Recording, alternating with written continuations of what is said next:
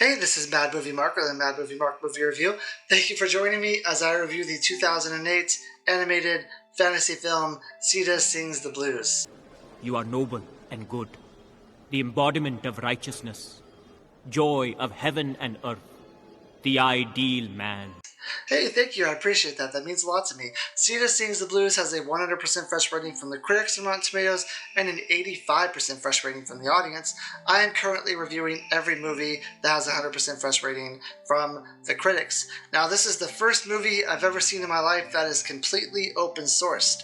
That means you can go to the website, you can download the movie, you can watch it for free, and you don't have to worry about hiding from the feds or running from the cops because it's free for everyone to watch, which of course makes my life a whole lot easier. Now, it being open sourced and everyone can watch it, you would think that everyone would love it because it's free. They don't have to pay for it, right? You get what you pay for. Well, I wouldn't let that 85% fresh rating from the audience fool you because there are a lot of people who absolutely hate this movie, and after watching it, I can understand why.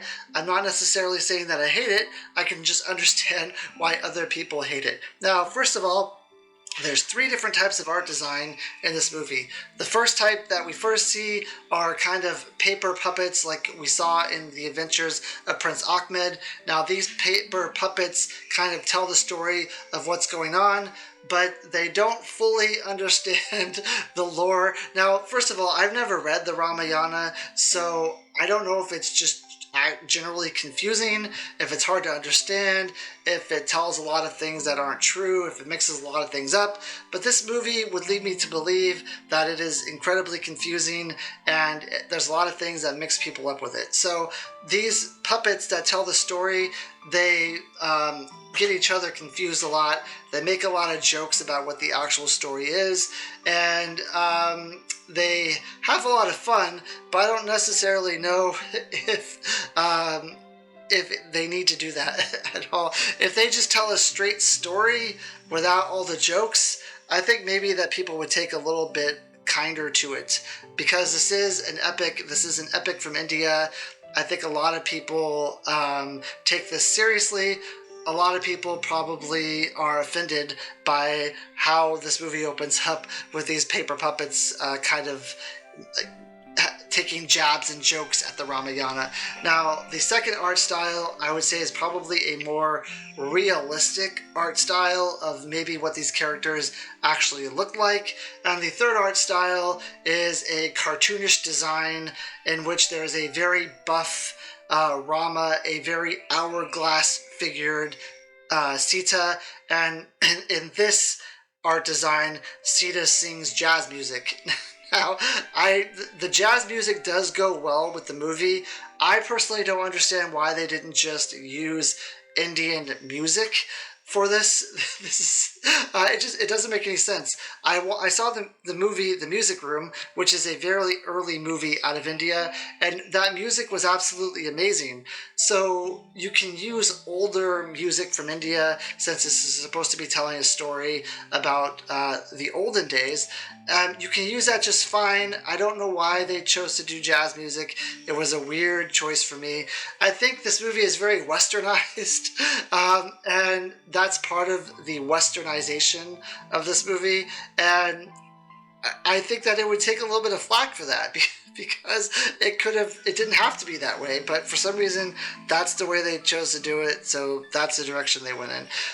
Besides that, the character of Rama, at least in the scenes that are more realistic, that second art direction that it takes, Rama is seen as kind of a guy who is a bit whiny. He's kind of a guy who's not as strong of a character as you would think he is for being the main character in an epic. Now, this movie centers around Sita. I think it's supposed to be about the plight of the woman during these times and how hard their lives were and what they had to put up with.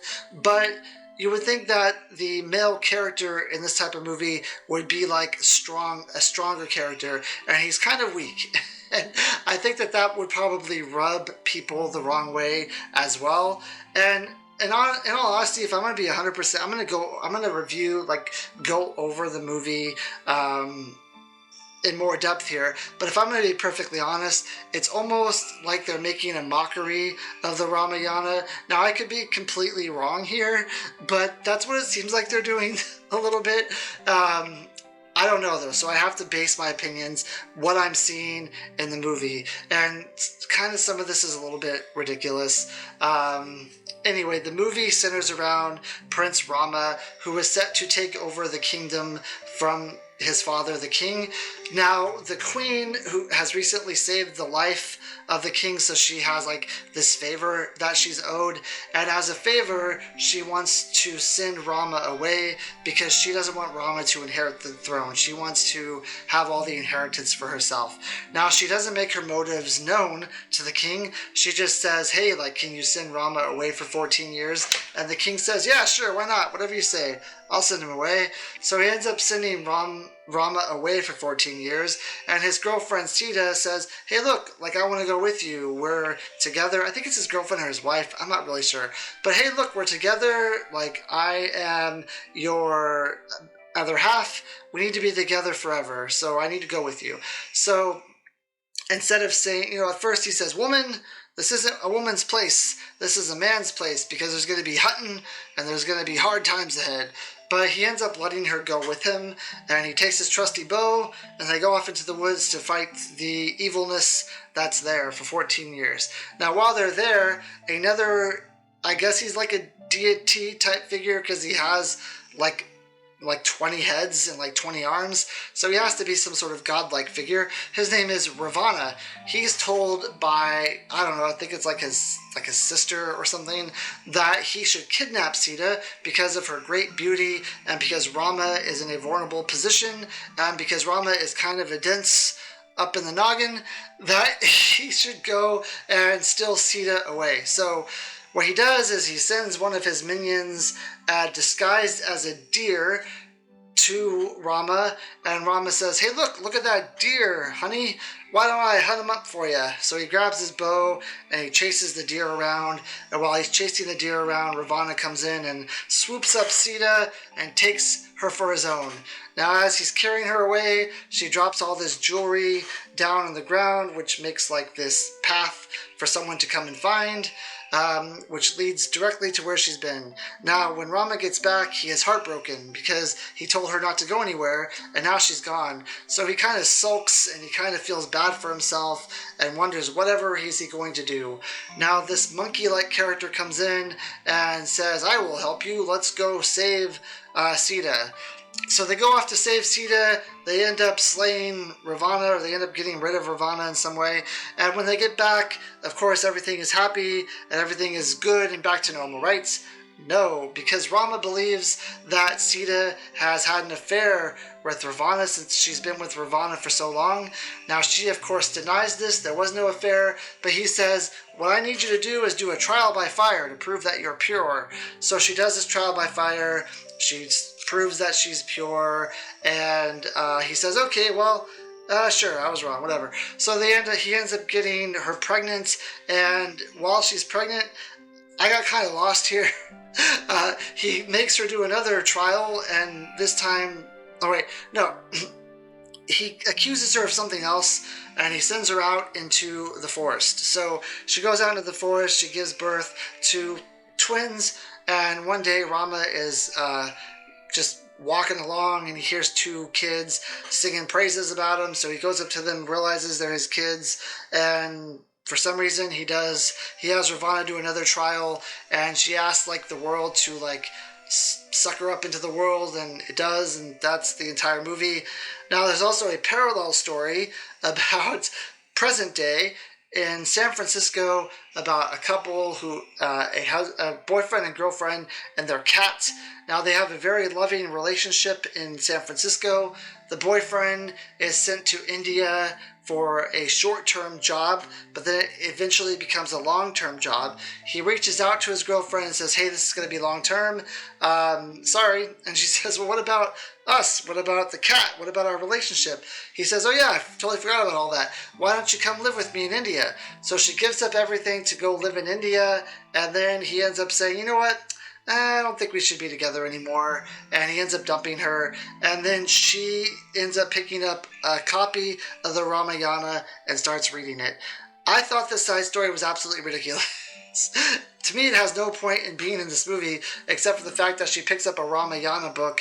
And I guess it's supposed to tie into the fact that this movie is about empowering women and the plight that women have to go through, and that if she picks up this book, then she's able to, share something with Sita, share experiences with Sita, and she's able to cope with it a little bit better. But I honestly thought that it was just filler and it didn't need to be there, and it was kind of dumb, to be perfectly honest. In fact, there were points in this movie where I forgot there was even that side story going on until it came back into the movie.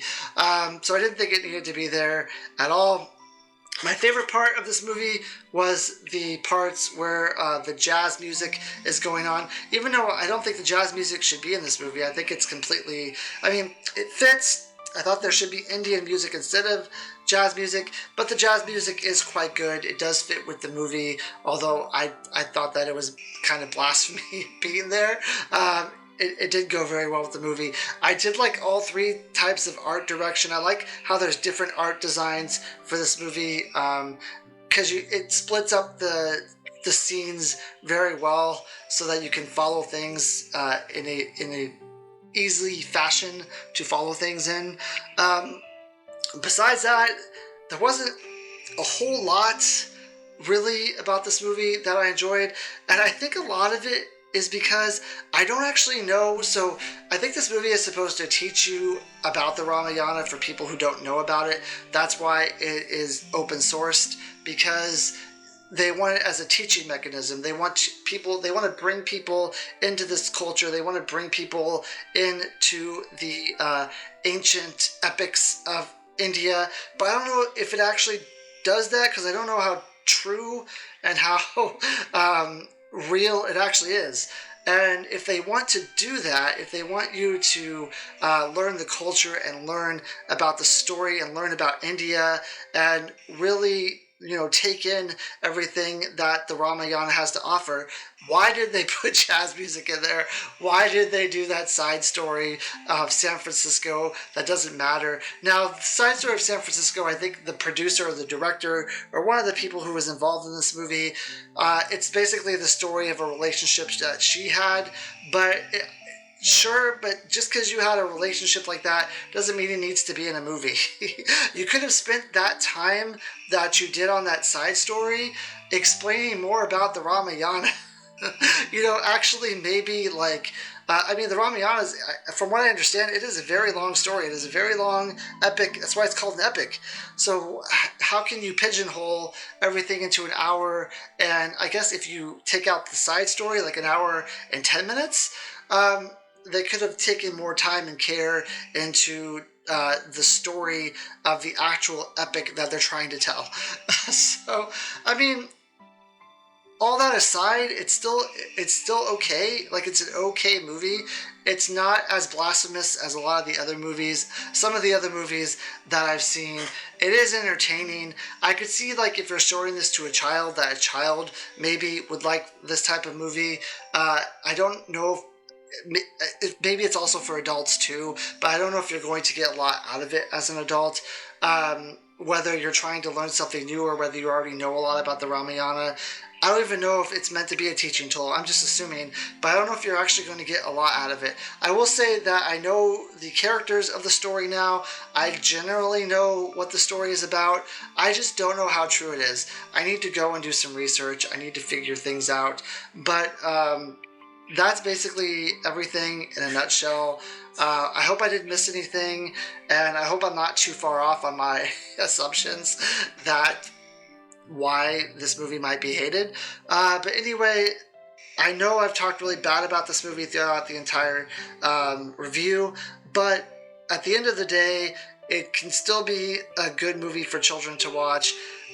Even though I don't think the jazz music should be there, it still is a nice break in the movie. The songs are still pretty spectacular. The way it's animated is fantastic. All the animation styles that they used I thought was great. I really love their choice of using 3 animated styles. I'm going to give this movie a 7.5 out of 10. It's not as bad as some of the 7s and 6s that I've done, so I'm kind of stuck here in a bind where if it's not as bad as those, I have to give it a 7.5. So I give it a 7.5 out of 10. I hope you join me for my next review, which is going to be on the movie Temple Grandin. Thank you. I hope you have a great day.